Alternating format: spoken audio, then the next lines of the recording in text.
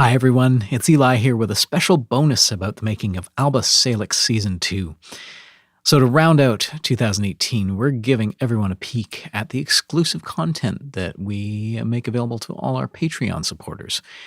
So if you're a patron at any level, you're going to get access to what we call Farlorian Fridays, and that's things like unreleased scripts and lore from the series, episode commentaries, behind-the-scenes stuff like the sound effects breakdown that you're about to hear.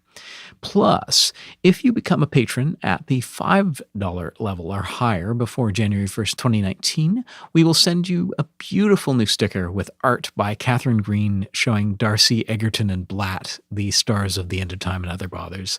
It's super cute. Check it all out at patreon.com/albasalix or go to albasalix.com and click the Patreon link. Thanks again and happy holidays. Hey everyone, it's Eli here with a breakdown of some of the sound effects for the first two episodes of Alba Salix Season 2. With Season 2, we wanted to get a little more immersive with the soundscape, and we've written ourselves some bigger challenges this time around. There is more crazy action for one thing, and there's more things that we try to get across without the need for dialogue and someone explaining exactly what's going on. So we use things like footsteps. If you listen carefully to Season 1, you might have noticed that there's footsteps in Episode 1. Reduce heat and add 3 leaves of cow parsnip. Rat! You!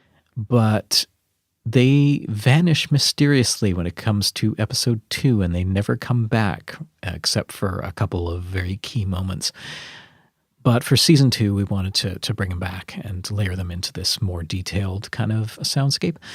One of the tools that I used for that was something called Edward Foley Instrument. It's a plugin or a library for the Contact sample instrument plugin. It's a little akin to like a sample library of a piano or a drum set or something like that, except that instead of like drum hits or individual notes on a piano, it's all footsteps of various types of shoe on different surfaces.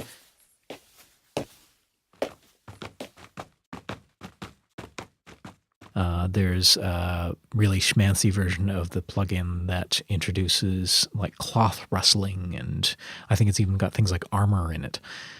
But those added a whole different dimension, especially to character. Piercy in particular, Elaine was very pleased when she heard the first episode that she has heels. And those really underline her mood, like if she's pacing or storms out and slams the door. That just puts a little bit of icing on the cake. Episode 1 itself is pretty light on sound design. We kind of eased into it. It's pretty much all people talking, but we got a couple fun things in there. There's that scene with Sir Galatus in his helmet, and later on passed to Tohorxa.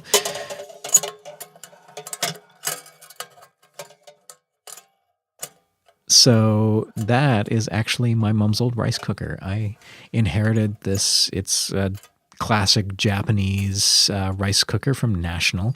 It's basically a steel bucket with a heating element in the bottom of it. And it's just the right size and kind of shape to sound like a helmet if I'm handling it. And yeah, pretty convincing. As for the sound of David and Jeff's voices inside the helmet, I leaned on something called a convolution reverb. If you've listened to, I think it was one of the earlier sound effects breakdowns I did for The End of Time and Other Bothers, I talk a bit about convolution reverb, it's a plugin that uses a recording of the reverberation of a sound in a space and kind of applies that to whatever signal that you pump into it. Usually that's something like, a cathedral or a plate reverb or this room or another, but you can put pretty much anything into it. You can make it sound like a speaker, or in this case, you can make it sound like it's happening in a bucket. I found a collection of these. They're called impulse responses, recorded in very small spaces like a trash can. That comes up in Episode 2, or the inside of a djembe, or in this case, a bucket. Yes, very well. Oh dear. This is a bad one. Indeed. Episode 2 is where it gets really crazy sound-wise. Sound designer me was quite upset with writer me when I started this one. So a few months ago, a friend of ours said something like, "Oh, I love the Axe and Crown. I can picture the bar, whereas I can't really picture the House of Healing in Alba." And, fair enough. In season 1, we never make it quite clear how the rooms join up. Like, they travel back and forth from, it sounds like reception to the pantry, but it's not really remarked on or it fleshed out very much from there.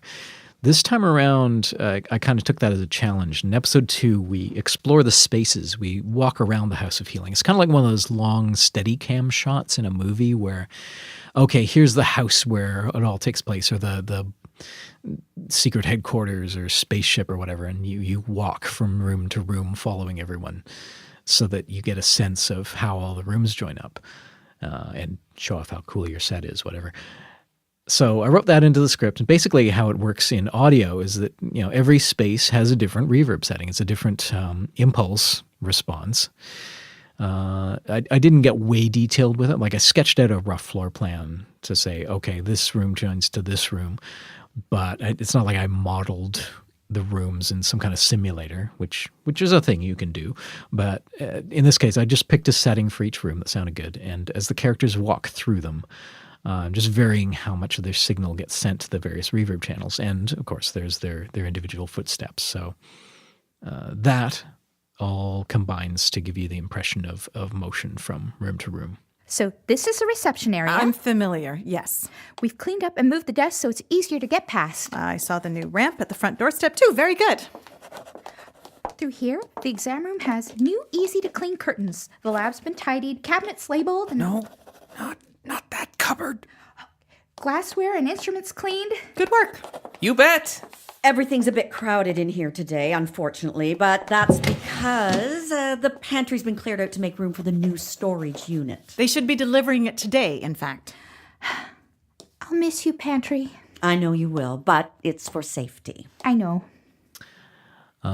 Sound of sweeping up. Magnus breaks a beaker, and that's a library effect.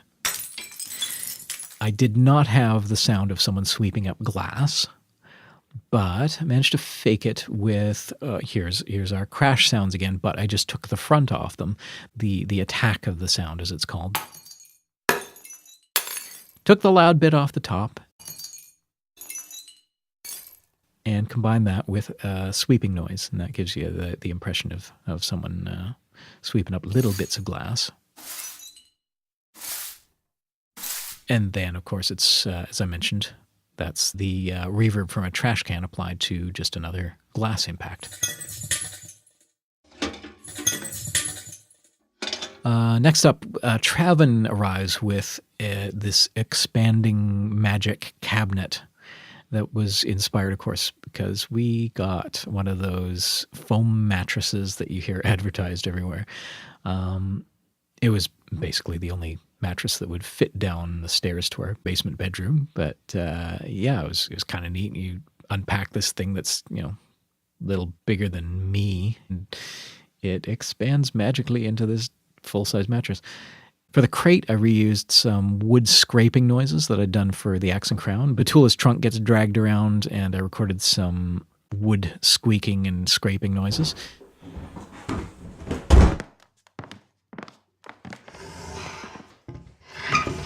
So those come in, as well as the sort of bonk noise of the wood there.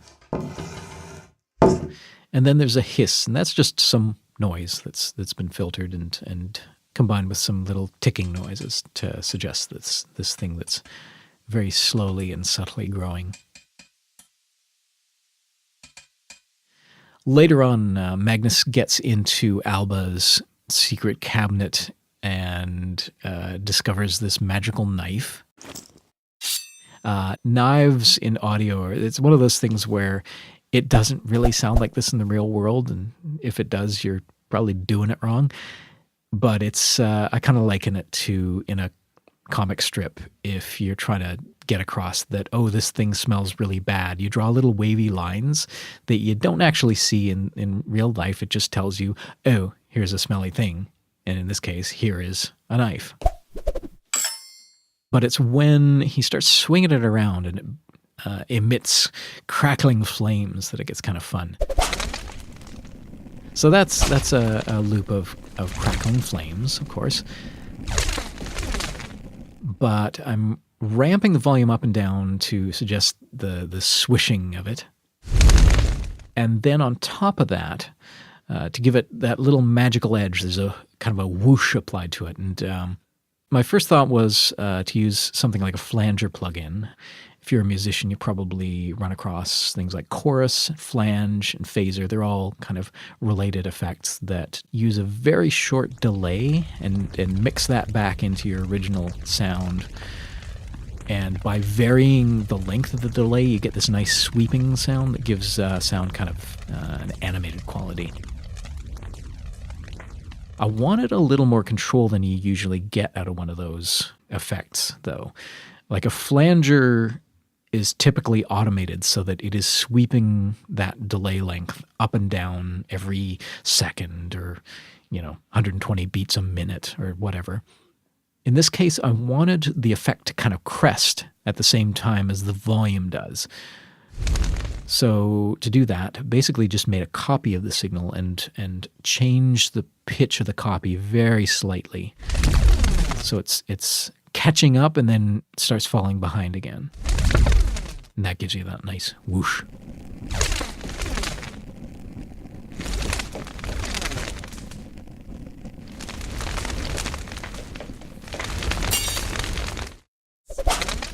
No way!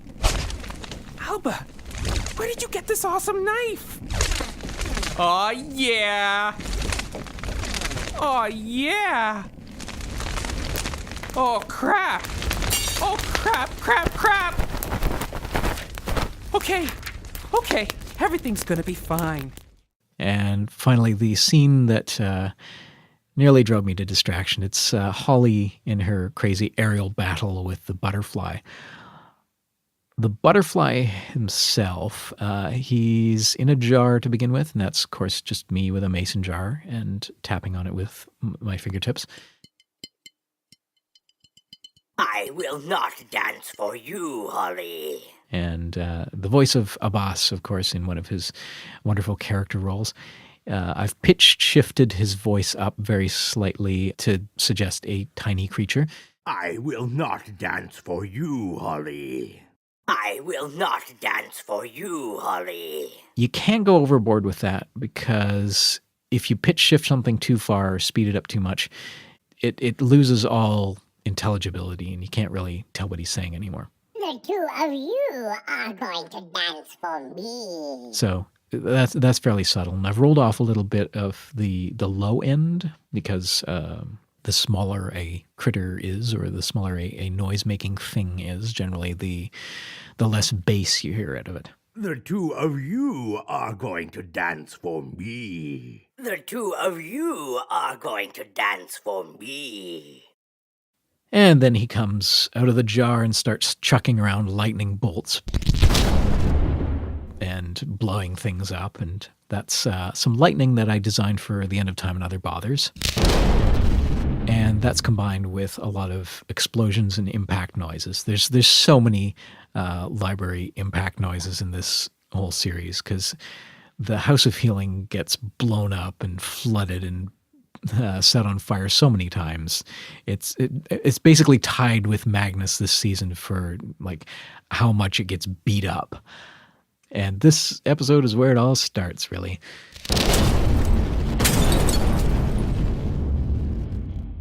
But then we get to the point where Holly gets real mad and assumes her mantle of Queen of the Wind, summons this whirlwind with her wings. Her wings, by the way, are it's a shirt. It's a cotton polyester blend shirt being flapped around like crazy and sped up a bit.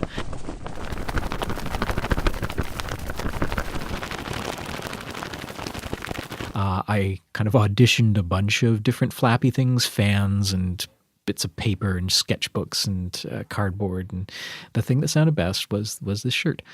The butterfly, meanwhile, has, to give it a bit of a different sound, he's got like stiff insecty wings. So he has the sound of a file card being kind of wibbled around. But anyway, Holly creates this whirlwind. And so I brought in a bit more bass by pitch shifting her wings down. And that gives it that kind of threatening overtone.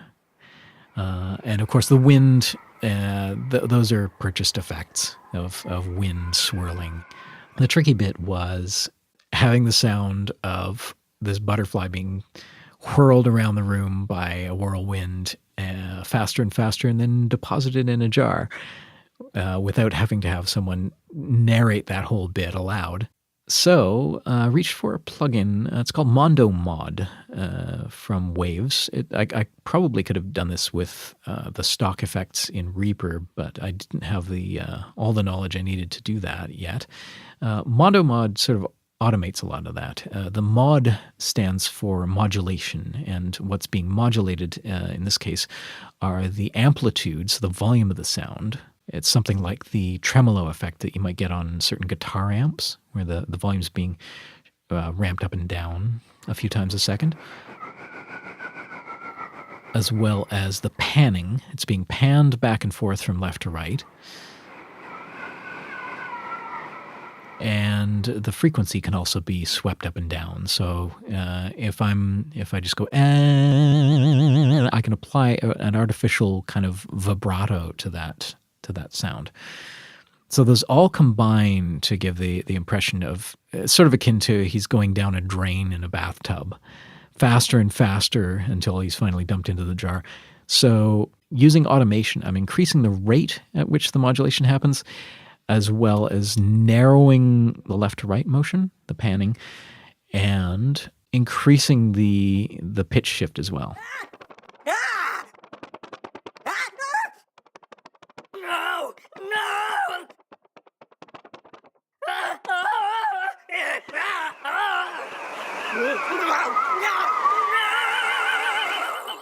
Until finally, plunk, he goes in the jar. The jar comes back, and the effect of him falling into the jar is a crumpled up bit of file card falling into the jar. And then later being shaken around as Holly gets mad at him and shakes him, and then we bring back the modulation. You can imprison me, but you can never... Okay.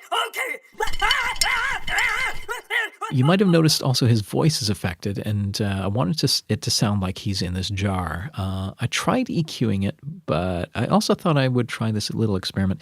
I mentioned before about impulse responses in a convolution reverb. You can make your own. If you want to do a good job of it, you use this special sine wave tone that sweeps through all the frequencies and gets you like a very clear picture of this kind of ideal sound, how it bounces off the insides of a space. You can also use like a starter's pistol or a balloon, and they give you kind of decent but not perfect results. Don't have a starter's pistol. Obviously, I can't put a balloon inside a jar. So I just tapped on it, made this noise, and fed that into the convolution reverb. And that makes a boss's voice sound like this. No! Let me go! No! Let me go!